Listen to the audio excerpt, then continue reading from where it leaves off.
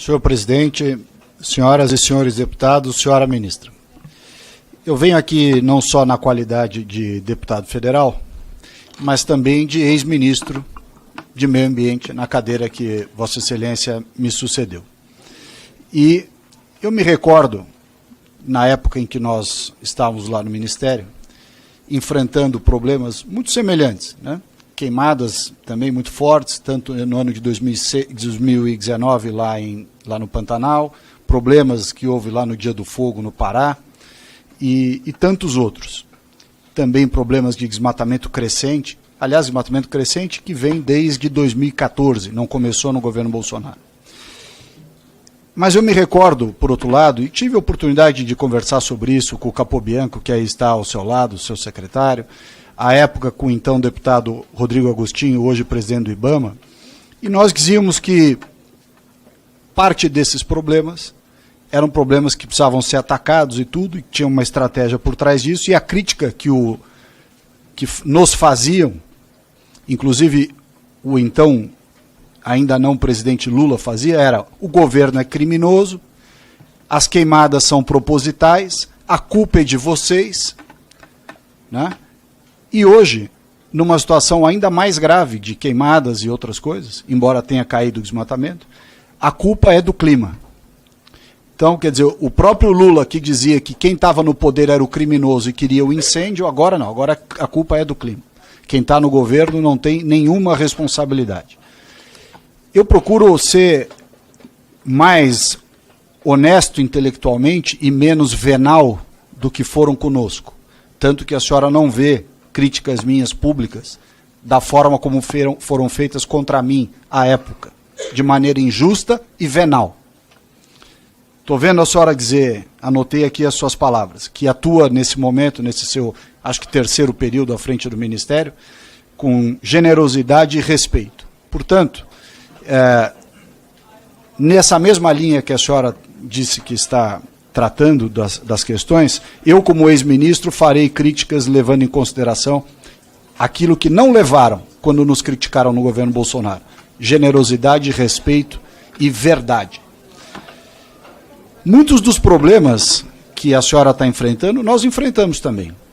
Muitas das dificuldades que a senhora está enfrentando, eu passei na época do Ministério.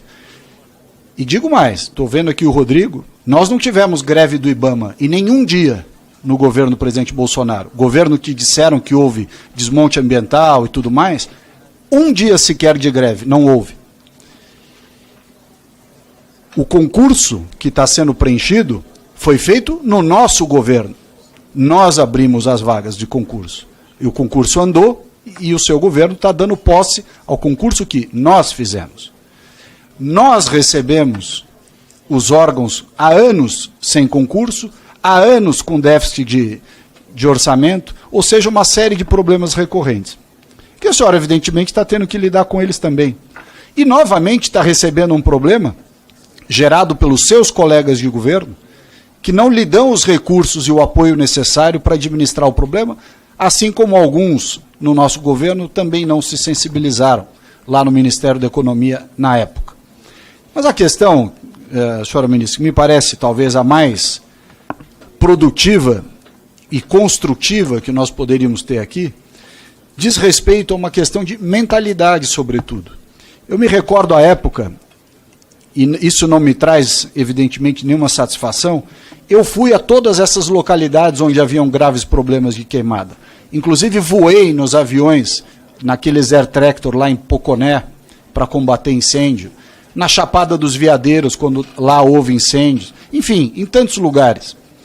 E uma das coisas que nós detectávamos era que, por uma questão de enviesamento ideológico, secretarias de Estado e órgãos federais, naquilo que lhe cabia, não permitiam, por exemplo, que se fizesse a queima prescrita ou controlada no momento certo. Era uma criação de dificuldades sem tamanho. Nunca confessavam, nunca diziam, não, eu sou contra a queima controlada. Diziam, não, eu sou a favor, eu só não deixo fazer. Crio milhares de empecilhos e não deixa fazer a queima controlada. Não deixa fazer os aceros, como se os aceros fossem uma agressão ao meio ambiente. Os aceros são uma medida de prevenção. E os xiitas que ocupam, às vezes, esses órgãos, não deixam fazer. Não deixam usar o retardante de fogo, que é um produto cuja composição é parecida com o fertilizante, ou seja, não há grande risco em uso de retardante de fogo misturado à água, tanto nos caminhões quanto nos aviões de combate a incêndio. E não obstante, o xiitismo não deixa usar retardante de fogo. Eu me lembro quando nós fomos testar o retardante de fogo, o ICMBio, para autorizar um teste na Chapada dos Veadeiros, parecia que estava testando uma bomba atômica. Uma criação de caso, Capobianco, gigantesca. Era algo que podia ter ajudado muito na efetividade do combate aos incêndios, o uso do retardante. Aí qual era o argumento, ministra? Não, sabe o que é? É que o retardante, onde ele é usado, a vegetação cresce mais rápido do que onde ele não é usado, e cria um desequilíbrio ecológico. Pelo amor de Deus, é um argumento de retardado mental.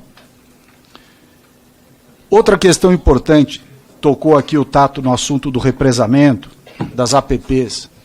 Chegou mais do que na hora de entender que nós devemos incentivar a retenção e o represamento de água nas propriedades em todos os locais. E para incentivar isso, não só regras que facilitam, mas regras que sejam equilibradas para a compensação ambiental daquela APP em torno do represamento. Está mais do que comprovado que represamento de água em propriedade rural, com APP desenhado em volta, mas não adianta desenhar um APP 20 vezes, 10 vezes o quanto foi suprimido. Isso é inviável, isso é absurdo. Você tem que desenhar uma APP ao lado da área que foi represada, do mesmo tamanho da APP que foi suprimida. E a visão xiita não deixa fazer isso. Não arromba, porque você faz o represamento e em volta você tem o APP. Isso é só quem não conhece fala esse tipo de coisa. Não é verdade. Ali não é represamento, ali é ocupação irregular, é outra coisa. As unidades de conservação, ministra, as 334 que tinham à época, não sei se foram criadas outras agora, pelo que eu me lembro, não tem nenhuma regularizada. E, portanto, todos esses conflitos, e que às vezes dão causa à retaliação, né, a pessoa coloca fogo, tal, etc., também decorre da não regularização das unidades de conservação. Ou seja, são tantos problemas. O não pagamento pelo serviço ambiental adequado àqueles que preservam APP e reserva legal. Quer dizer, são tantos assuntos, tantos assuntos. Nós podíamos aqui falar da regularização fundiária, que seria uma medida importante para identificar quem são aqueles que ocupam as áreas. E essa umbilical, intrínseca, quase que dogmática aversão à regularização fundiária, Tato. Isso é ruim, porque se nós soubéssemos quem são os proprietários dessas áreas, no mínimo o nome, o RG e o CPF para ser responsabilizado, nós teríamos. Automaticamente ele teria que preservar 80% na Amazônia. Vai usar os outros 20%. E aí nós temos uma discussão, de novo, dogmática, exagerada, que não respeita nem o Código Florestal. Porque o Código Florestal diz que na Amazônia a pessoa pode usar 20%. E a turma radical cria toda a sorte de empecilhos para não deixar usar nem os 20%.